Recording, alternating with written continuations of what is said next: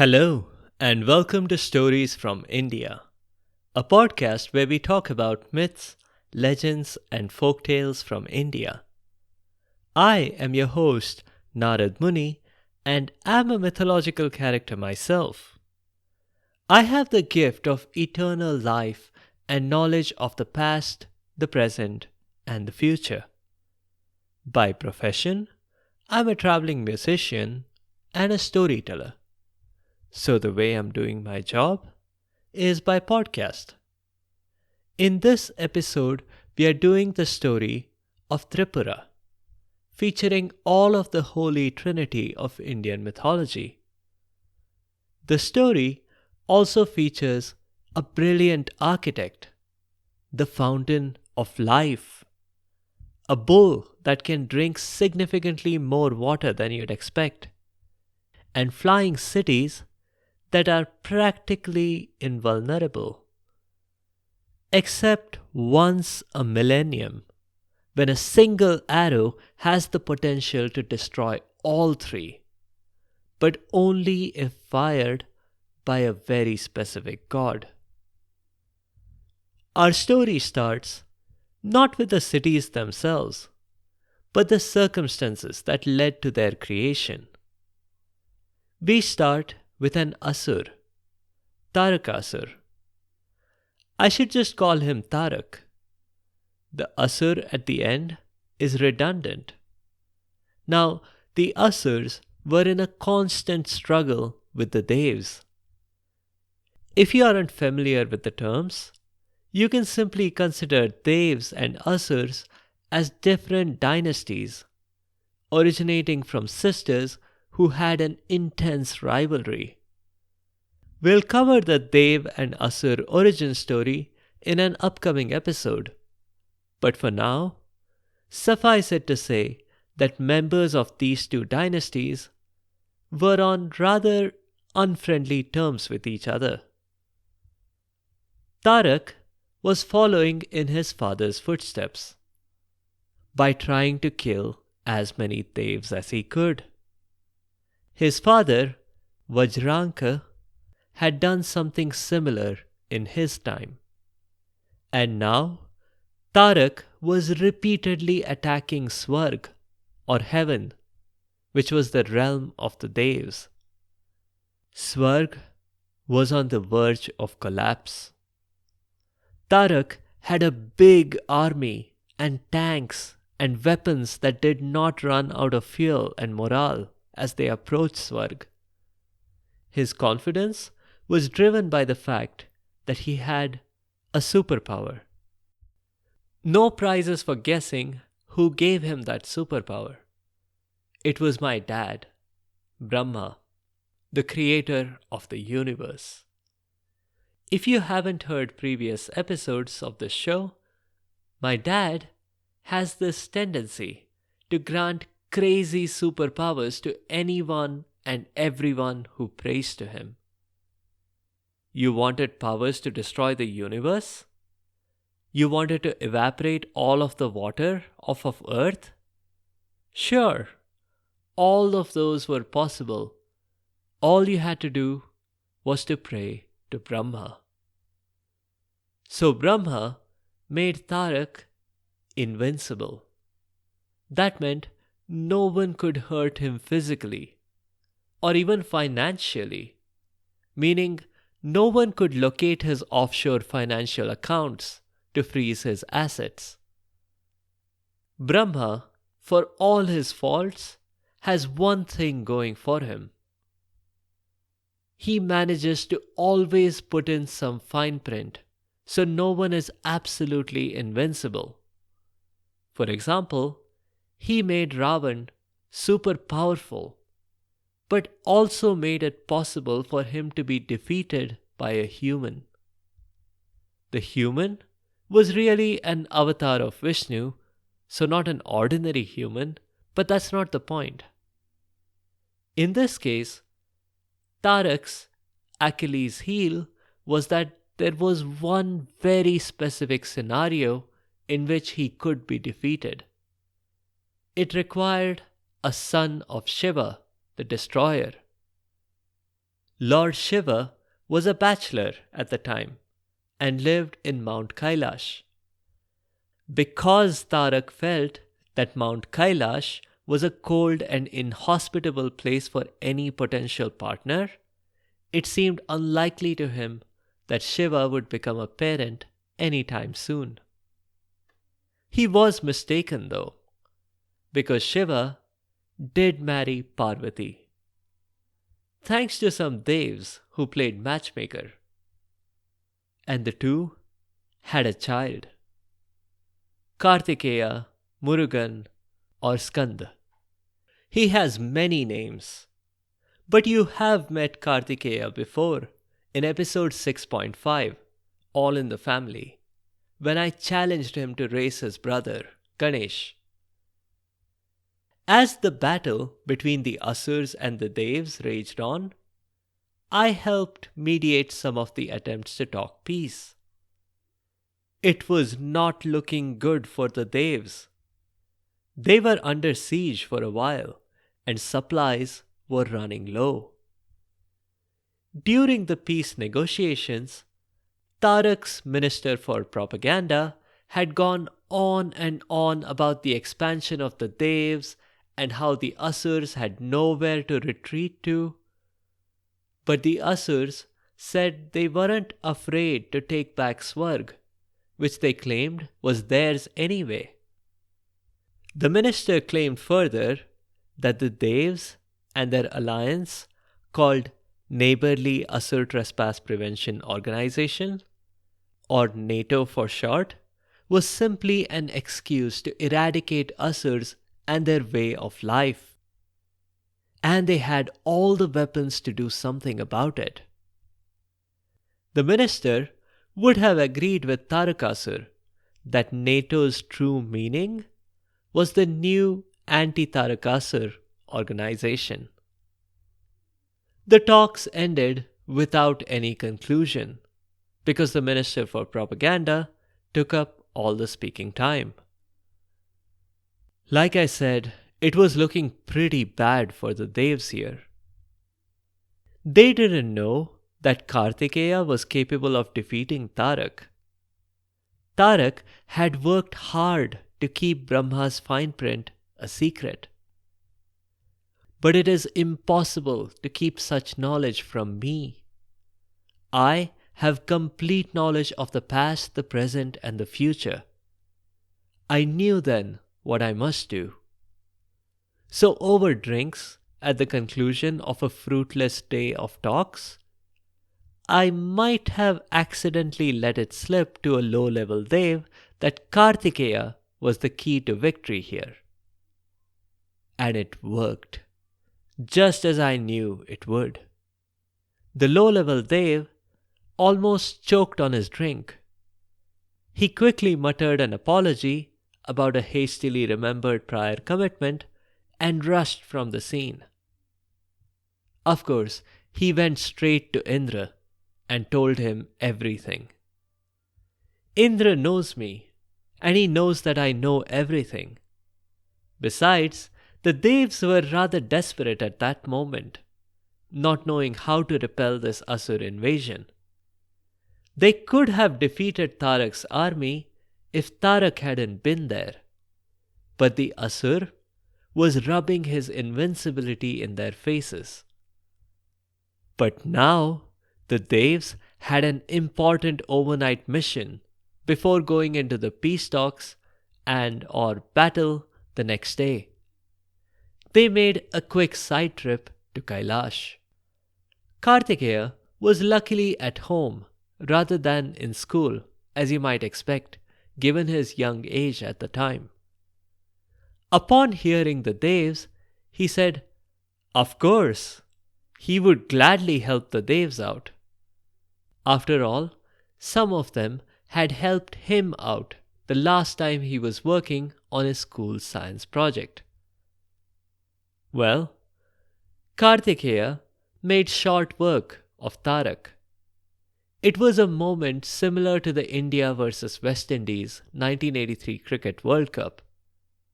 No one looking at the odds objectively would have bet on Kartikeya. considering Tarak's strike rate. But the underdog won. It almost embarrassed the Devs to see Kartikeya pretty much swat away what had been their toughest opponent. There were celebrations all around, of the scale when Harry Potter had defeated Lord Voldemort under similar odds. But the Asur camp was quite the opposite. Asurs were quietly exiting the scene for fear of persecution by an overly enthusiastic group of Devs. In particular, 3 of the Asurs that quietly exited the scene were the sons of Tarak: Tarakaksha, Vidyanmali, Kamalaksha, also collectively referred to as Tripurasur, for reasons we'll see soon enough. The trio did not go into hiding. They instead went to the Himalayas. Now you might be asking, were they going to try and take revenge on Kartikeya? But no, that would have been foolish. For one, they would be in the wrong mountain range. Mount Kailash is in the Kailash range, not in the Himalayas. For another, Kartikeya's father, Shiva, has the power to destroy the universe. So they couldn't even dream of revenge. Instead, they prayed to Brahma. Several decades of prayers later, Brahma appeared before them.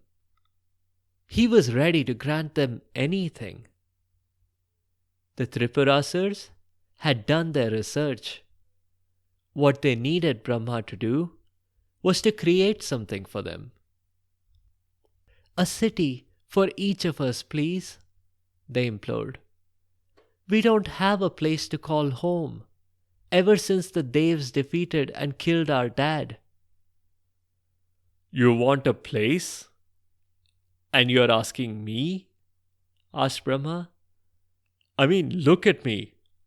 I live in an oversized lotus." The Tripurasurs looked at each other blankly. Not the response they had expected from the creator of the universe. "Relax," said Brahma, chuckling. "I'm only kidding. It's my favorite real estate joke. I've been saving up for it, and for a very long time now, because no one asks for real estate stuff anymore. It's always invincibility and powers to destroy and so on." Speaking of which," said Tarakaksha, "we would like those cities invincible, please." "There we go again," sighed Brahma. "I'm tired of explaining this to everyone who prays. There's no such thing as perfect invincibility. There has to be a clause in there somewhere that allows destruction at some point or the other." They argued a bit back and forth on what the clause could be, and finally settled on a few things. Number 1, the cities would really be giant spaceships that were completely mobile. One of those would travel on the earth, another in the sky, and the third in heaven. Number 2, the cities would have walls of iron, silver, and gold, which really shows more affluence than military intelligence, because gold is both malleable and ductile. The smallest projectile would bend the walls out of shape, and then where were you? But this was probably compensated by number 3. The cities could only be destroyed all at once and by a single arrow. The cities would move on their own, according to fixed orbital mechanics, so their position in space was predictable. But to make up for this, Brahma promised to minimize the time that the 3 cities were in a straight line. that time would be a single second, which was welcomed by the Tripurasurs because the arrow would have to travel at nearly light speed. Not impossible, but by special relativity, the energy that would need to be expended to fire such an arrow was ridiculously out of bounds for practically everyone. However, practically everyone is not the same as everyone, as we'll see later in the story. Brahma made his notes and said, "Done. Your wish is granted." The Tripurasurs looked at each other. "Where? How?" they asked. They didn't see any cities floating about. "If you were expecting me to just hand you the keys, you're sadly mistaken," said Brahma. "Best I can do these days is to give your chief architect Mayasur some blueprints and an endless supply of raw material so he can have the cities constructed for you." The brothers were disappointed, but they didn't show it. After Brahma left, the trio headed down the mountain, grumbling about how they should have prayed to Vishnu or Shiva instead. But when they got back to what used to be their home, they found Mayasur with his head bent over a large stack of blueprints. It did not take them long to convince Mayasur to build the cities. Maya was himself already convinced that the Asurs needed a home, and a flying city was something he had never attempted. But by Jove, these blueprints were the real deal. "This would be a pleasure to build," he said. He began work right away. Maya asked for workers, but no one was available. They had to advertise far and wide. Maya also confidently advertised some very generous sign-on bonuses and promised a worker-friendly culture with catered meals, generous PTO, and daily happy hours. The workers came by the hundreds, then thousands, and then millions. He didn't actually reveal how he was funding a fun corporate culture. Ostensibly, it was via the endless supply of raw material that Brahma had promised. But he did not reveal it to the Tripurasurs. Maya brushed aside their questions lightly and continued his work. With the millions of workers now at his disposal, it is no surprise then that the construction on the 3 cities completed quickly. The workers were invited to bring their families and live in the cities. They were pretty happy about this, and things were going great. The cities were nothing short of paradise. There were beautiful parkways and gardens, and every comfort was considered in the design of these cities. There was one fountain in Mayasur's home that was considered strictly off limits. But other than that, children could be observed playing in the parks and streets.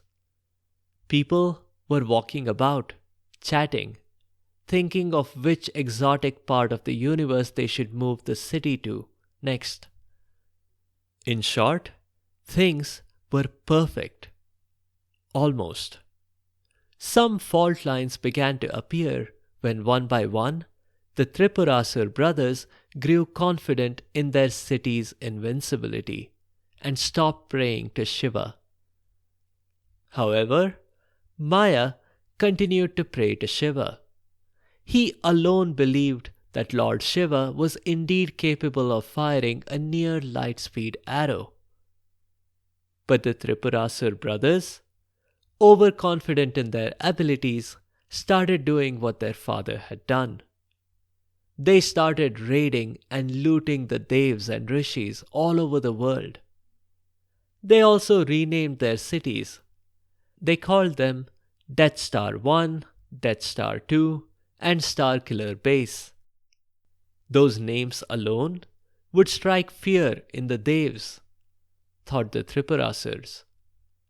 It got to the point that the devs were frustrated and angry. They were angry with my dad yet again for a wish gone horribly wrong. Well, this one time, my dad was prepared. He had the signed document ready and raised it triumphantly to the devs who had approached him. "Don't worry, I designed a weakness in the whole thing. Their cities can be destroyed." But when they had read the fine print, none of the devs thought they were capable of firing such an arrow. That's when Brahma suggested they talk to his buddy in the Holy Trinity, Shiva. The delegation went to Mount Kailash and appealed for some intervention. Shiva understood and was ready to help. He sent his home security system, a bull called Nandi, whom we have encountered before on this show. Nandi was a no-nonsense kind of warrior. He led a section of the army against Vidyunmali, while the other devs, led by Indra himself, went against Tarakaksha's city, the Death Star 1. The battle was fierce and not at all one-sided. But Nandi had no trouble destroying Vidyunmali and the section of his army that was battling outside of the protective walls of Vidyunmali's city, Death Star 2. But Tarakaksha survived Indra's onslaught and retreated into his city's walls. The cities suffered no physical damage, but the emotional damage here was done. Tarakaksha and Kamalaksha were grieving over the body of their fallen brother. They had done everything together, and now their trio was down to 2. They had someone fetch Mayasur to give him the bad news. Maya was off praying to Shiva somewhere in a quiet spot. When he got the news, he rushed to the scene. But strangely, there wasn't any sorrow or pain in his eyes, just a heightened sense of urgency. "Quick, bring Vidyunmali to my garden," he commanded. The 2 brothers concluded that Maya had gone mad with grief. But Maya repeated his order strongly this time. Tarakaksha and Kamalaksha decided to humor him and see where it led. They were surprised when Mayasur took them straight to the off-limits fountain he had and splashed some water onto Vidyunmali's body. They got an even bigger surprise when Vidyunmali got up and asked what was for dinner. Because he didn't know about his brothers, but all that fighting had made him hungry. So it turned out that Maya had a fountain, the waters of which could restore life. He explained that he had gotten that just in case for situations exactly like this one. He had created the fountain and its water the same way he had created all the raw material for the cities and the hefty compensation packages for all those millions of workers. He had special powers in his hands as a side effect of Brahma granting the brothers' wishes. For whatever reason, Brahma had not reversed the effects when the cities were constructed. But Maya explained that was a very good thing for them. Maya demonstrated by having a jet of burgers shoot out of his hands and aim towards Vidyunmali. The burgers tasted amazing, which made Vidyonmali even happier. But the Tripurasur brothers had very sinister thoughts going through their minds. They were ready to take bigger risks now that they had a guaranteed way of getting their lives back. They began attacking the Devs with renewed passion. The scoreboard began heavily tilting in the Asurs' favor, as every casualty on their side was easily and quickly revived using the waters from the fountain of life. Their renewed attacks actually managed to do something very unusual. Those attacks knocked the Earth out of its orbit. Now, luckily for us, Vishnu, who is the preserver, had something to say about it. Vishnu took the form of a bull and used his horns to grab the Earth before it went too far out of its habitable zone around the Sun. He brought the Earth back into a stable orbit around the Sun. But the bull's work was not done. He dashed into Starkiller Base and rushed for Mayasur's garden. He made a mess everywhere he could find. But then, that was what he was here for. He wanted to be disruptive, like a bull in a china shop. Vishnu went straight to the fountain and began drinking the water. Many Asurs tried to stop him, of course, but none succeeded. There was nothing else they could do. The water was soon all gone. The fountain was drained empty. That by itself should have completely deflated the Asurs, but the Asurs continued to fight. This time they were fighting not for revenge or to wreak havoc on the Devs, but this time they were fighting to protect their own existence. Which was pointless, as they soon realized, because Shiva himself entered the battle. The Tripurasur brothers consulted their watches and realized that it was time for the cities to be exactly in a straight line. Shiva did not hesitate. He knew the time for action was now. So he let fly an arrow. The moment he fired it, though, Shiva had doubts creep over him. Mayasur had done nothing wrong to deserve this. He had been a non-participating member and a strict devotee of Shiva, and yet he was going to be destroyed now. Well, it's a good thing Nandi has this mental connection with Shiva. That's why Nandi rushed to the place where Mayasur was praying and moved him off.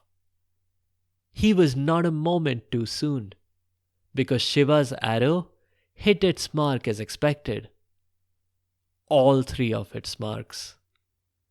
Nothing was left. The salvage operation took centuries. And though Asurs searched far and wide for flight data recorders from the crashed spaceships, they found nothing. That's where we'll end it this week. A few notes on the show. Tripura is not actually related to the state of Tripura. The state in northeast India got its name from one of a few different sources. One of those was a king, Tripur, who was descended from Yayati and therefore related to most of the main characters of the Mahabharata.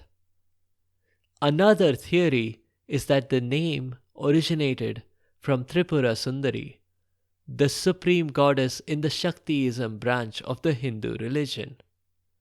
This branch assumes that the supreme goddess is the power or Shakti that everyone else derives their power from. More on that in future episodes. We have encountered more Dev versus Asur fights before. In episode 27, The Rise of Shukracharya, and 28, His Girl Friday. Also, a rare instance of cooperation in the Samudra Manthan episodes. 51, Oceans Rising, episode 52, Oceans Rising Higher, and episode 53, Open the Quantum Gate.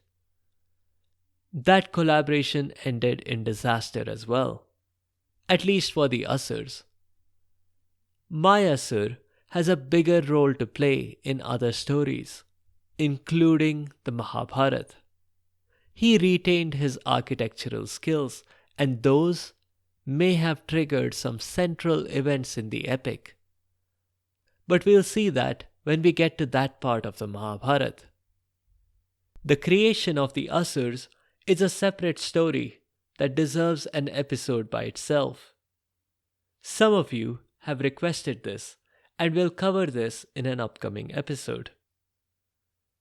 Check out the links in the show notes on the site sfipodcast.com for the previous episodes I mentioned. In the next episode, we'll actually cover a real historical person. Some of you have requested to hear the story of Chennamma, the Rani of Kittur, whose courageous stance against the British invasion preceded the more well-known Rani of Jhansi by a few decades. If you have comments or suggestions, or if there are particular stories that you would like to hear, please do let me know by leaving a comment or a review on the site sfipodcast.com or tweet at sfipodcast. You can also find me on Instagram and Facebook. Be sure to subscribe to the show to get notified automatically of new episodes. A big thank you to each and every one of you for your continued support and your feedback. The music is from purpleplanet.com. That's purple-planet.com. I'll see you next time.